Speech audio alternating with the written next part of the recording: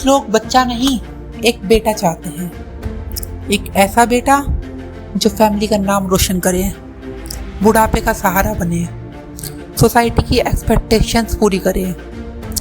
और उस परफेक्ट सन को पाने के लिए कुछ मिडिल क्लास फैमिलीज हर चीज़ ट्राई करती हैं, जैसे टोटके, मंदिर, पूजा, प्रेयर्स और यहाँ तक कि लोकल डॉक्टर और बाबाओं की दवाई तक दी जाती है, क्योंकि उनके लिए लड़का सिर्फ एक चाइल्ड नहीं होता, वो फ्यूचर होता है।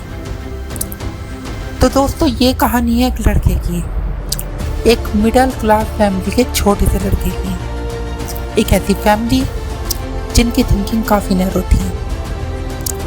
उनके घर में जब भी कोई प्रेग्नेंट होता, मतलब कोई भी लेडीज प्रेग्नेंट होती, तो एक ही दुआ मांगी जाती थी कि बस एक लड़का हो जाए। और फिर एक दिन उनके घर एक बच्चा पैदा हुआ। वो बाहर से देखने में एकदम नॉर्मल लड़का था और फैमिली को लग रहा था कि उनकी सारी प्रेयर्स एक्सेप्ट हो गई। लेकिन बचपन से ही उसके ऊपर एक इनविजिबल प्रेशर था कि स्ट्रॉन्ग बनो, लड़के रोते नहीं हैं, ऐसे मत चलो, ये लड़कियों वाली चीज़ें मत करो। शायद फैमिली को लगता था कि वो उससे गाइड कर रहे हैं, बट अननोइंगली वो उसकी रियल पर्सनैलिटी को दबा रहे थे।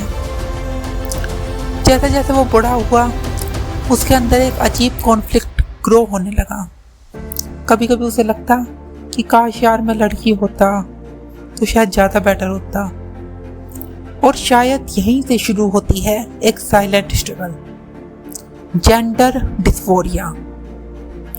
एक ऐसी फीलिंग जिसे सोसाइटी अक्सर समझने के बजाय जज करती है।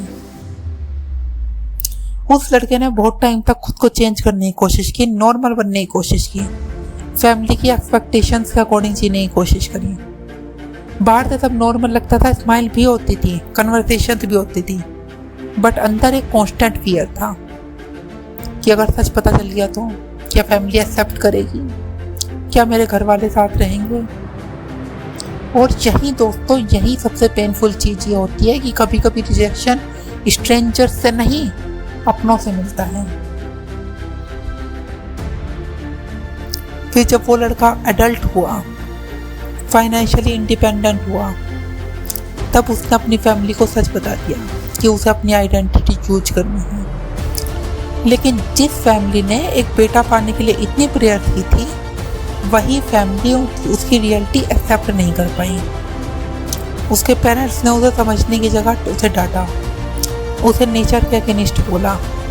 शायद उन्हें लगा कि उनका बेटा उनसे दूर चला गया, लेकिन सच तो ये था कि वो बच्चा सालों से खुद ही दूर जी रहा था। और फिर उसने अपनी आइडेंटिटी चूज की। रिजल्ट, उसकी फैमिली ने उसे छोड़ दिया।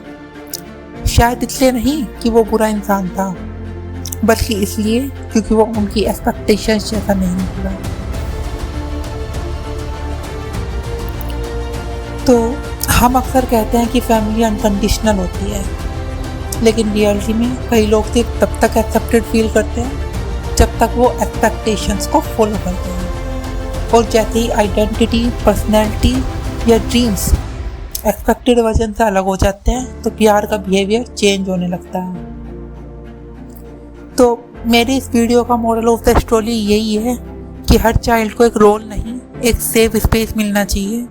शायद प्रॉब्लम ये नहीं है कि कोई पर्सन डिफरेंट है, शायद प्रॉब्लम ये है कि सोसाइटी अभी भी चिल्ड्रन को इंडिविजुअल्स की तरह नहीं, एक्सपेक्टेशंस की तरह ट्रीट करती है। और जब एक्सपेक्टेशन टूटती हैं तो रिलेशनशिप्स भी टूटने लगते हैं। और अगर आपको इस तरह की डीप थिंकिंग और अनकंफर्टेबल रियलिटी वाली वीडियोस पसंद आती हैं तो वीडियो को लाइक करें, चैनल को सब्सक्राइब करें। और अगर आपको लगता है कि आपकी लाइफ भी कहीं ना कहीं इस स्टोरी से रिलेट करती है तो कमेंट में ज़रूर बताएं। मैं मिलती हूँ आपसे अगली वीडियो में। Till then keep thinking deeply. This is the deep thinker.